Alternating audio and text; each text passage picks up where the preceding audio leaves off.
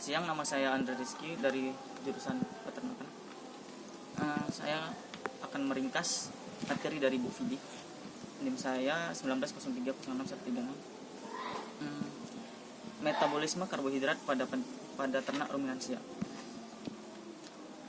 Sekitar 60-73% pakan pada ruminansia berupa karbohidrat polisakarida.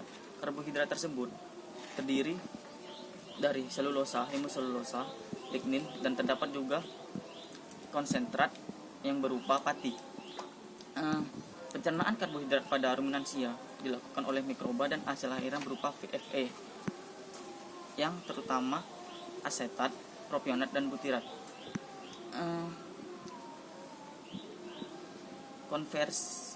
Konversi pirufat menjadi asetat dan butirat menghasilkan CO2 dan H2. Yang kemudian CO2 dan H2 tersebut diubah menjadi metan dan kemudian dibuang melalui proses eruktasi. Proses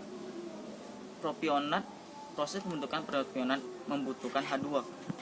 Dapat juga dikatakan untuk pencegahan pembentukan metan.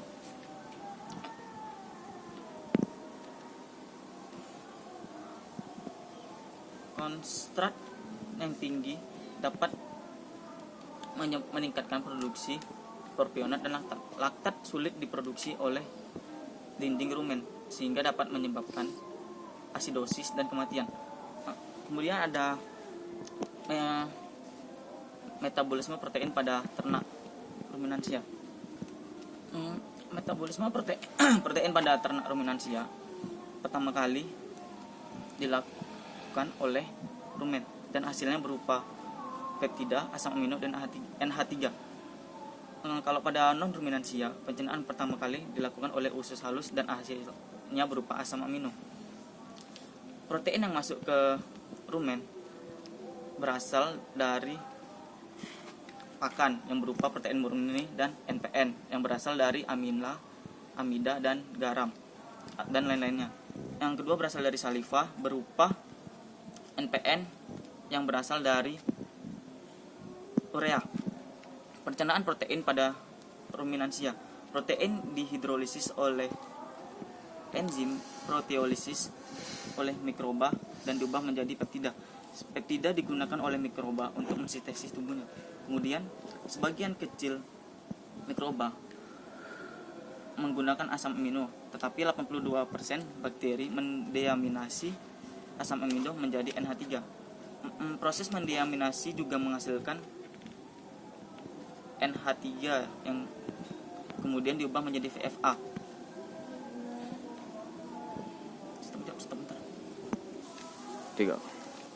Ada juga protein yang tahan degradasi oleh rumen akan langsung masuk ke abomasum dan usus halus dan hanya mengalami pencernaan seperti monogastrik biasa. Protein ini disebut protein bypass dan menghasilkan oligopeptida, protein, dan protein mikroba. Protein yang tidak tahan degradasi oleh rumen hanya akan menghasilkan protein mikroba.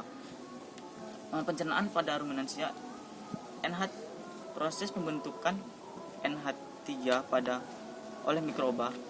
Proses perombakan NH3 oleh mikroba tidak mengenal batas di dalam rumen, sehingga pada rumen terjadi kelebihan NH3 yang dapat menyebabkan keracunan pada ternak, sehingga NH3 tersebut dibawa ke hati dan diubah menjadi urea, dan urea tersebut sebagian dibawa kembali ke rumen melalui saliva dan sebagian lagi dibuang melalui urin. Ada kualifikasi protein untuk ternak ruminansia. Yang pertama, NH3 harus tercukupi untuk memenuhi pertumbuhan mikroba. Yang kedua, asam amino harus tinggi di usus halus.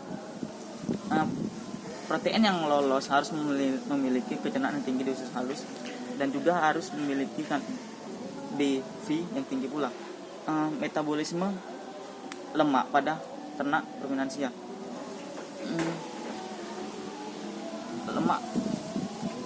Lemak yang dimakan oleh ternak ruminansia berasal dari hijauan. Lemak yang berasal dari hijauan berkisar 3-10%. Stop bentar. 2, 3. Asam lemak yang terdapat dalam rumen memiliki bentuk yang pertama fraksi pakan 86,3%, fraksi protozoa 15,6%, fraksi bakteri 4,1%. Penyerapan proses metabolisme lemak pada ruminansia memiliki dua proses penting. Pertama, proses lipolisis. 2, 3. Lipolisis yaitu proses hidrolisis asam lemak oleh mikroba dan menghasilkan gliserol, asam lemak dan galaktosa dan diubah menjadi VFA terutama propionat. Yang kedua, proses biohidrogenase. Asam lemak tak jenuh diubah menjadi asam lemak tak jenuh mengalami penjenuhan dengan penambahan H positif dan hasil akhirnya berupa asam stearat. Penyerapan lemak pada anak ruminansia. Penyerapan lemak pada ruminansia setelah hasil hidrolisis, lemak yang berlantai pendek diserap oleh dinding rumen, sedangkan asam lemak yang memiliki rantai panjang diserap oleh masuk ke tabung asam dan masuk ke usus. Asam lemak diserap oleh mukosa usus. Asam lemak membentuk monogliserida. Triasil gliserol, fosfolipid dan kolesterol membentuk kilomikron dan masuk ke darah yang kemudian disebarkan ke seluruh tubuh. Selesai masuknya.